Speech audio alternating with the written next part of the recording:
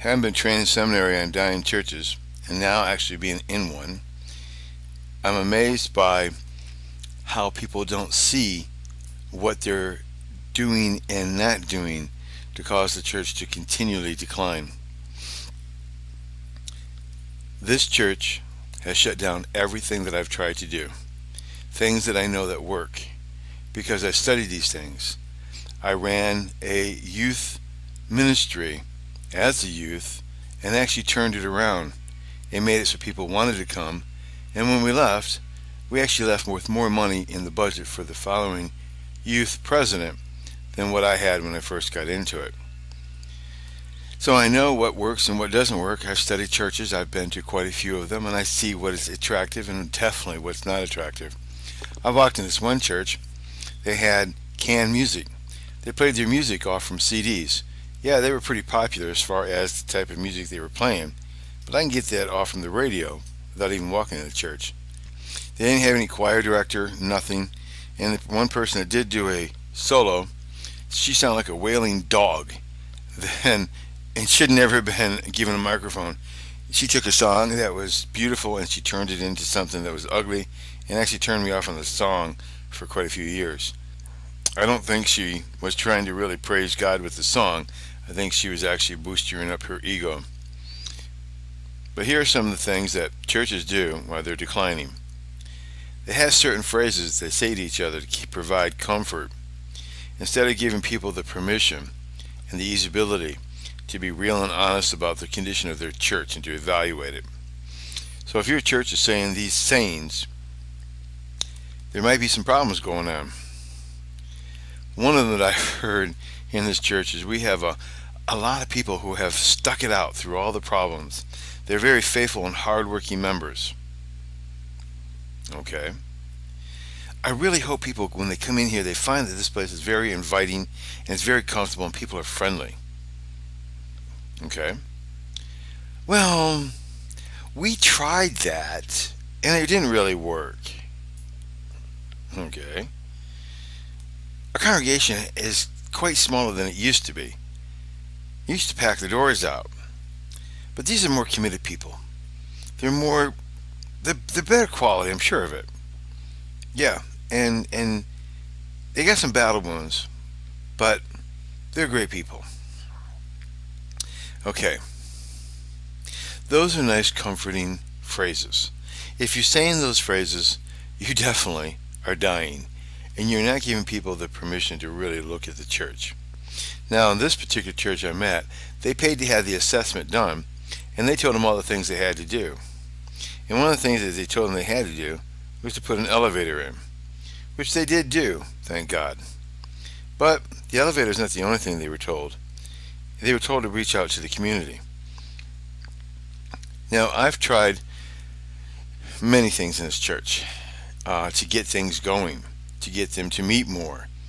I offered to head up a Bible study and make it relevant. I had the material, spent lots of money to get it, that proved to be successful, proved that people want it, proved that people would travel to, participate in it, was willing to pay all the advertising costs out of my own pocket while I was in school to do so, to get this going, to help the church grow. And one of the things that I was faced with is, well, we tried that before and it didn't work. Nobody came. Okay. Well, you tried that before in your own church, but did you reach out to the community? Which is what I plan on doing. But that wasn't allowed to take place. I had to go to the person in charge of that area, and her saying was, well, we do have the summer coming up, and the people are going to be doing vacation, and then in the fall, we have this book that we're going to be reading, and we're going to talk about the chapters together. And we've tried the Bible study before, and it really didn't work. I guess we could try it, after we get through in the fall, but then people are going to have the holidays, so maybe in January. Maybe we can pick up after everybody's come back to school and all that, and try it out. Well, that never surfaced at all. They tried it, and it didn't work, so it never got off the ground at all. and no one seemed to care. Even though I had people in my own neighborhood who had already told me that once you start up a Bible study, we want to know, we will come. So I was set. I spent almost $1,000 getting the material, and it was proven to be a success. So I was looking forward, having already attended it and learned about it and got to the point that I could teach it, that I knew it was going to be great. So I was excited. Another thing that I had heard the congregation talked about, because I asked questions, I said, this church is huge. How did it get so small? Well, we had a lot of divisions, we had a lot of arguments, we had a lot of cultural problems, and people got mad and they left. And, this is the faithful few, and they've been through so much, they got some battle wounds. Okay, what are you doing to grow the church? Well, the pastor is reaching out, and the pastor is, oh my gosh, you're relying on one man to do the work of growing this church and this community? Okay.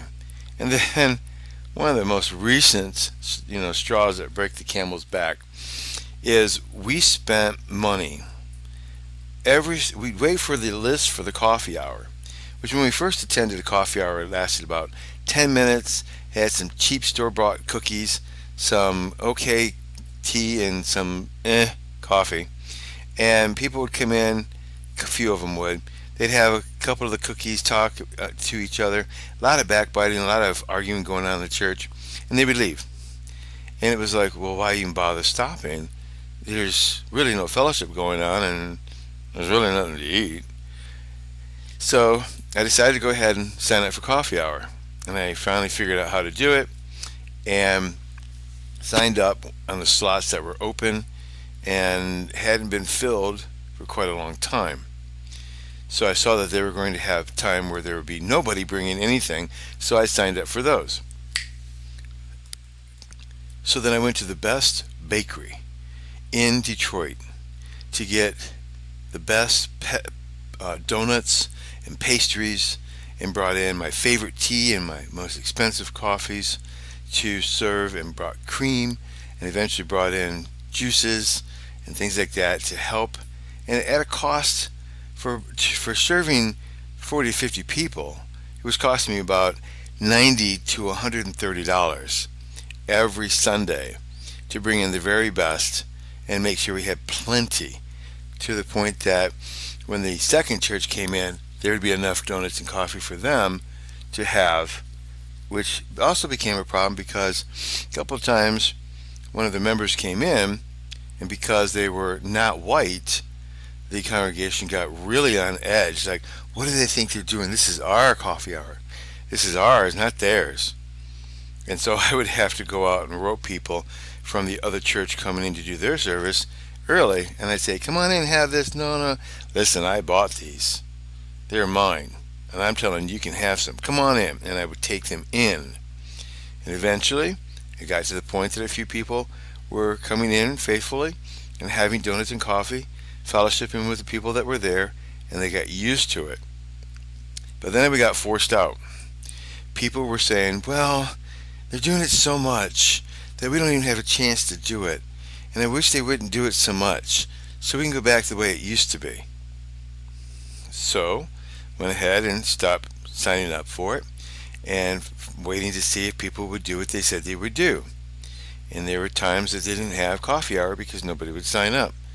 And then some people, when they signed up, would go in and bring in the cheap cookies, and their coffee hour had blossomed, thank goodness, but the arguing and the bickering started taking place again in the church. Haven't gone back to doing the donuts at all because I'm not wanted to do that, because it's not their way of doing things. And it was made sure that I was told that by several people. I'm like, okay, if that's the way you want it, go ahead.